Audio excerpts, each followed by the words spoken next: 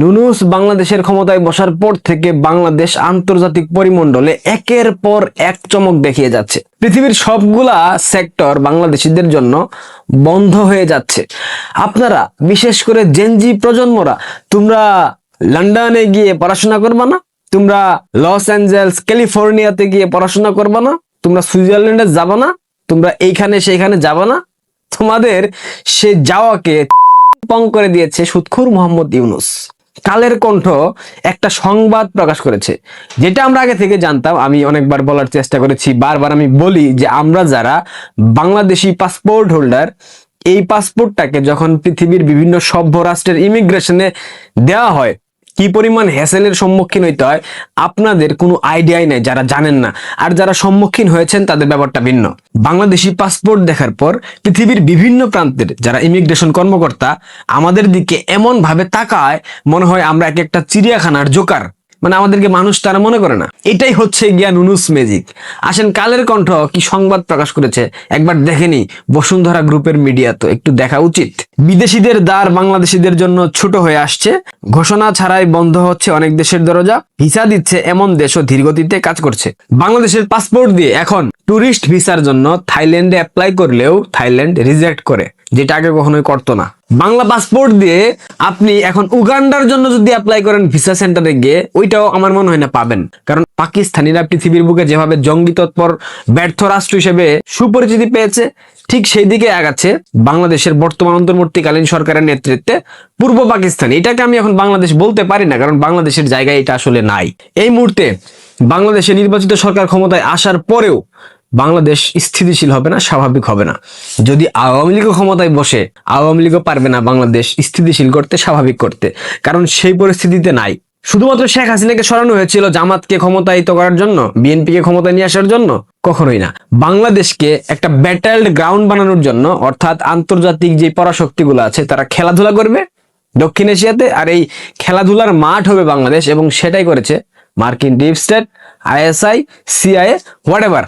আজকে একটা ভবিষ্যৎবাণী করে যাই, আগামী এক যুগ পর বাংলাদেশের মানুষ, বিশেষ করে মায়েরা, তাদের ছোট ছোট সন্তানদেরকে শোনাবে শেখ হাসিনার উন্নয়নের গল্প, অগ্রগতির গল্প।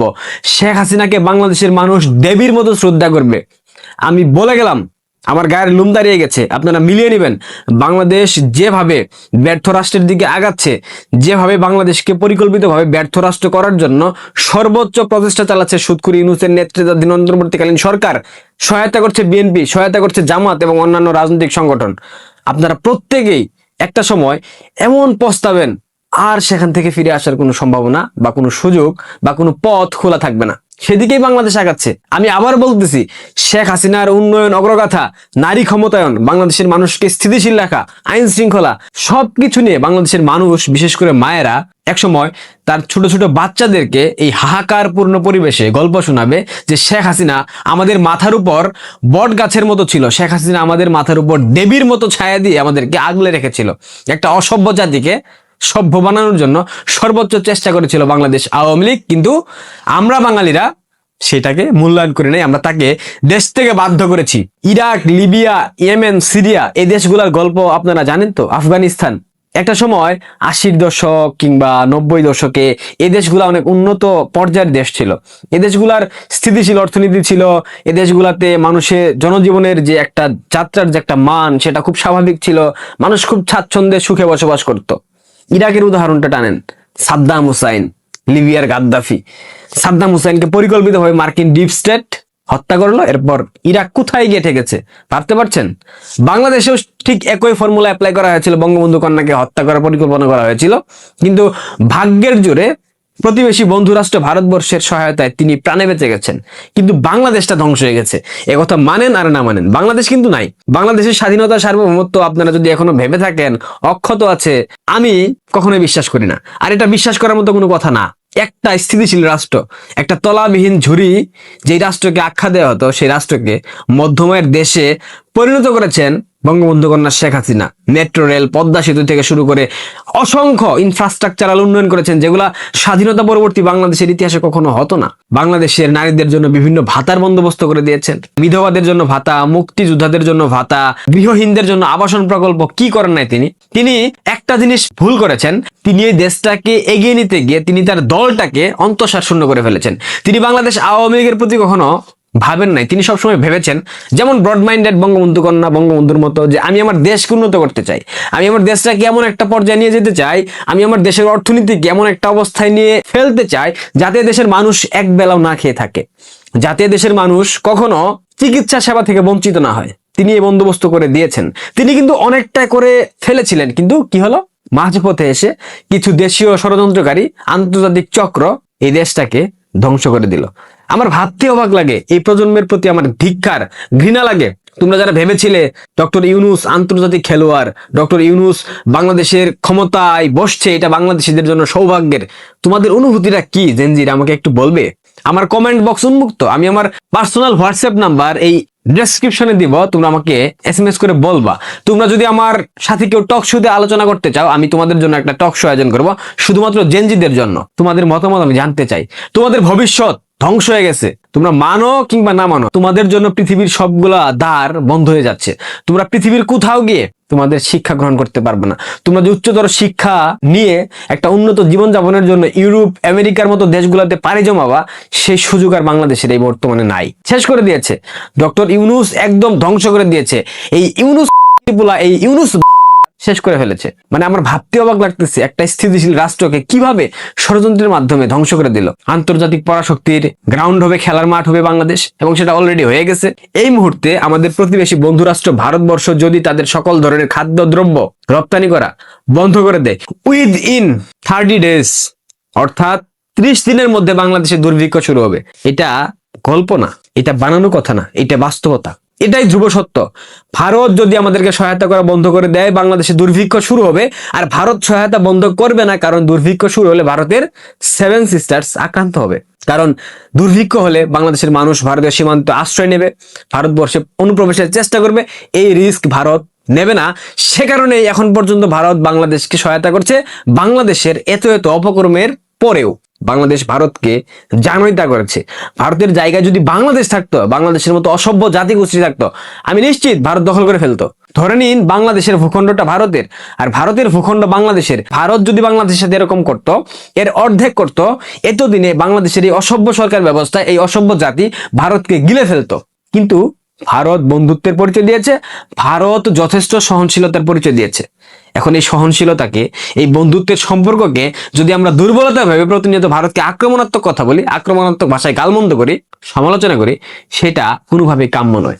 কূটনীতি অনেক বড় একটা বিষয়। রাষ্ট্র পরিচালনা করা, কূটনৈতিক বিষয়বস্তু সবকিছু ঠিকঠাক রাখা অনেক কঠিন। একটা নোবেল জয় করে সিরে আটি বেঁধেছে ডক্টর ইউনূস, তার মানে সে রাষ্ট্র পরিচালনা করতে পারবে, এমনটা ভাবার কোনো কারণ নেই। এবং সেটা যারা ভেবেছিলেন তারা তো বুঝতে পারছেন এখন সুদখুরি ইউনূস গুলা আসার পর কি ছিঁড়েছে বাংলাদেশের মানুষের। যাই হোক, ভালো থাকবেন। আর বাংলাদেশের জেনজিদের জন্য অনেক অনেক শুভকামনা। আমরা দেশে নাই, আমরা হয়তো আর কখনো বাংলাদেশে ফিরে যাবো না। তোমরাই থাকো তোমাদের দেশে, দেখো তোমরা কেমন লাগে তোমাদের। সুদখুরি ইউনূস অনেক মজা ছিল না?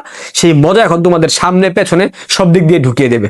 একটা জিনিস আমি আসলে বুঝতে চাই যে পুলিশের আত্মস্বীকৃত খুনি মাহাদি কিভাবে বেইল পায়, কিভাবে জামিন পায়। আই মিন সে নিজেই আই থিঙ্ক লক্ষ লক্ষ মানুষের সামনে, পুলিশের সামনে স্বীকৃতি দিয়েছে, স্বীকার করেছে যে সে পুলিশ পুড়িয়ে মেরেছে, খুন করেছে পুলিশ বাহিনীর সদস্য। সো এরপর একদিন পরে তাকে অ্যারেস্ট করা হয়, তাকে গ্রেফতার দেখানো হয়, অ্যান্ড দেন পরের দিনই ভিভিআইপি ট্রিটমেন্ট দিয়ে তাকে ছেড়ে দেওয়া হয়। So how is it even possible? I mean এটা কি মানে মিটিকুলাস ডিজাইনের অংশ ছিল বলে সে পার পেয়ে গেছে, নাকি বাংলাদেশে এখন খুন করা একটা সওয়াবের কাজ হয়ে গেছে? It's not a criminal activity anymore. খুন করা, মার্ডার করা, জাস্ট দ্যাট যে খুন করবে তাকে ছেড়ে দেওয়া হবে।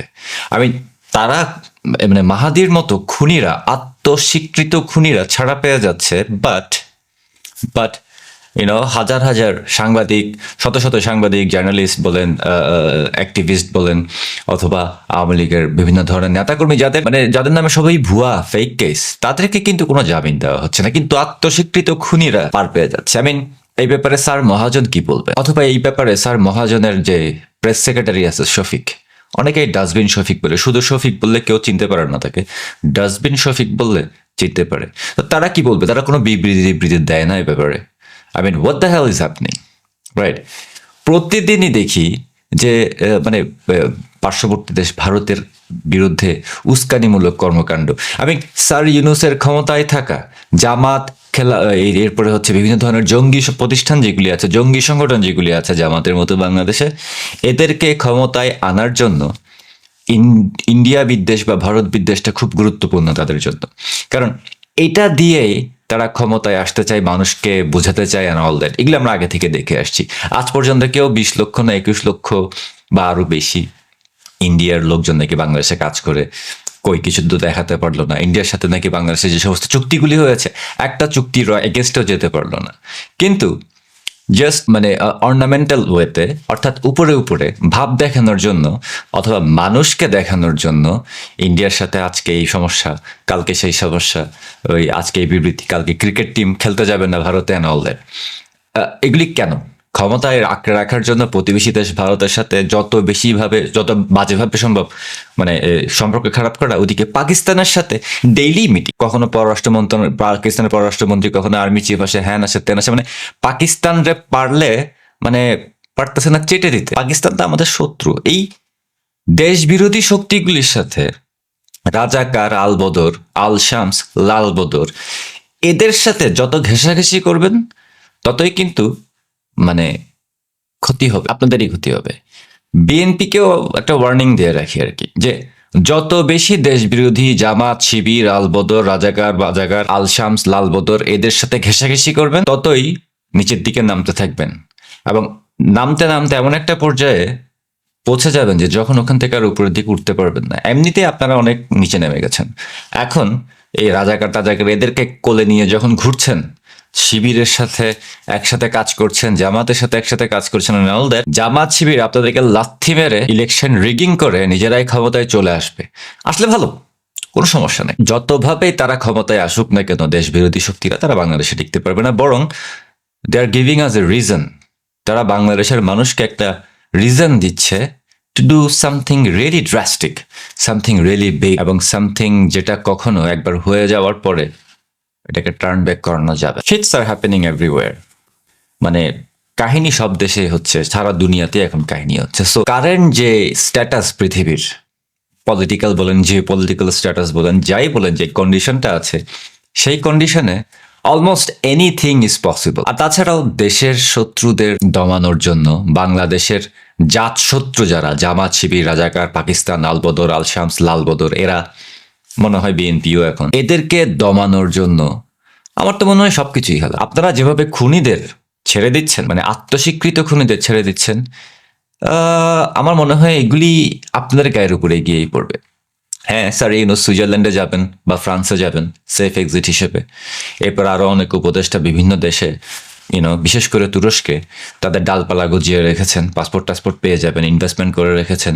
এরপরে শিশু উপদেষ্টারাও তো কোন দিকে যাবে কিছু তো টের পাচ্ছি না, আপনারাও টের পাচ্ছেন। But that's not the end of the story. এতটাও ইজি না যে চলে যাবেন দেশের 12টা বাজিয়ে আরেক জায়গায় গিয়ে সেফ এক্সিট নেবেন আর you will remain that way. That's not going to happen. বিশেষ করে এই কারেন্ট গ্লোবাল স্ট্যাটাস যেটা, সেটাতে এনিথিং টু হ্যাপেন। আপনাদের গায়ের সাথে লেগে গেছে আপনারা রেডিক্যাল টেরোরিস্ট, আপনাদের ব্র্যান্ড হয়ে গেছে আপনারা জঙ্গি সন্ত্রাসী। এটা থেকে আপনারা বের হয়ে আসতে পারবেন না। এখন হ্যাঁ, এটা বলতে পারেন যে আমাদের সময় লাগতে পারে, 1 সপ্তাহ লাগতে পারে, 1 মাস লাগতে পারে, 1 বছর লাগতে পারে, 2 বছর লাগতে পারে, 10 বছরও লাগতে পারে, ডাজন্ট ম্যাটার, লাগুক না, অসুবিধা কি? We are still young. Majority of বাংলাদেশের মেজরিটি পিপল অলরেডি বোঝা শুরু করেছে আপনারা কি। একটু সময় দেন, দেখবেন সব উল্টা হয়ে যাবে। অলরেডি হচ্ছে, সামনে আরো হবে। এই ভুংবাং ইলেকশন যেটা করার চিন্তা ভাবনা করছেন, বিএনপি জামাতকে ক্ষমতায় এনে বেসিক্যালি বিএনপিকেও লাথি মারা হবে, পরে জামাতই ক্ষমতায় আসবে, এরকম রিগড ইলেকশন করে, যেখানে কোনো ভোটই কাস্ট হবে না। আর সবচেয়ে বড় পলিটিক্যাল দল আওয়ামী লীগকে বাদ দিয়ে ইলেকশন করার চেষ্টা করছেন, দেশের শত্রুপক্ষ এখন বাংলাদেশকে চালানোর চেষ্টা করছেন। করতে পারেন, কোনো সমস্যা নাই, but it's not going to work, it never work. অনেক কিছুই পসিবল। আমরা দুনিয়ার এই মাথা থেকে ওই মাথা ঘুরছি ফর সাম রিজন, রাইট? কোনো না কোনো কারণ তো অবশ্যই আছে, কোনো না কোনো কিছু তো করছি, বা কোনো না কোনো ভাবে তো কিছু একটা উপায় বের করব বাংলাদেশ থেকে বাংলাদেশের এই শত্রুদের তাড়াতে। We will do anything, actually we will find out a way, one way or another. বাংলাদেশের শত্রুরা, এই সমস্ত জিহাদি জঙ্গি টেরোরিস্টগুলি বাংলাদেশে থাকতে পারবে না। পাকিস্তানের এই বীজগুলো বাংলাদেশে ক্ষমতায় আসতে পারবে না, থাকতে পারবে না। কনফার্ম থাকেন এই ব্যাপার। আমার কথা আপনারা জোক হিসেবেও নিতে পারেন, but it's going to happen someday, any day, হবেই, নিশ্চিত থাকেন। Have a good one.